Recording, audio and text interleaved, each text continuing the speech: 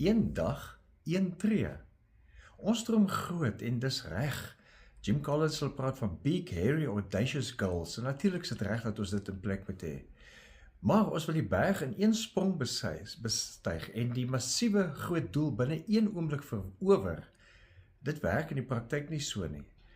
En ek leer dit nie net in die lewe nie, ek leer dit by Jesus. Toe hy sy disippels geleer het om te bid, het hy nie gesê, geef vir ons die hele jaar se brood of die volgende 5 jaar se brood nie, of geef vir ons genoeg vir die volgende 10 jaar nie.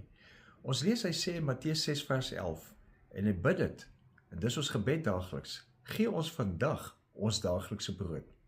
Nie 'n massiewe gebou met voorraadstore vol goed van voorsiening vir 'n leeftyd nie, net genoeg vir vandag, en weer môre, en weer die dag daarna. Die wetenskap bevestig hierdie patroon.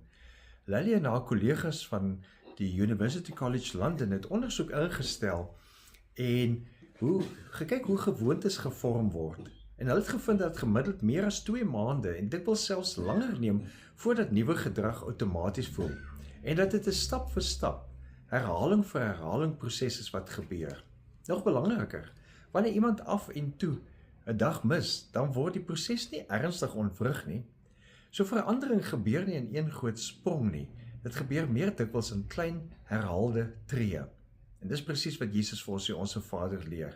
Jy hoef nie vandag al môre se krag te dra nie. Jy hoef net vandag se brood te vra, net vandag se wysheid te kry, vandag se tree te gee. Môre bid jy weer en môre voorsien hy weer. Miskien is jou massiewe groot doel om te vergewe, om gesond te word, om nader aan God te leef, om 'n bediening of 'n besigheid of 'n loopbaan te bou. Maar dit nie vandag alles wil klaarmaak nie. Vra net, wat is die een tree wat ek vandag kan gee? En dan doen jy dit.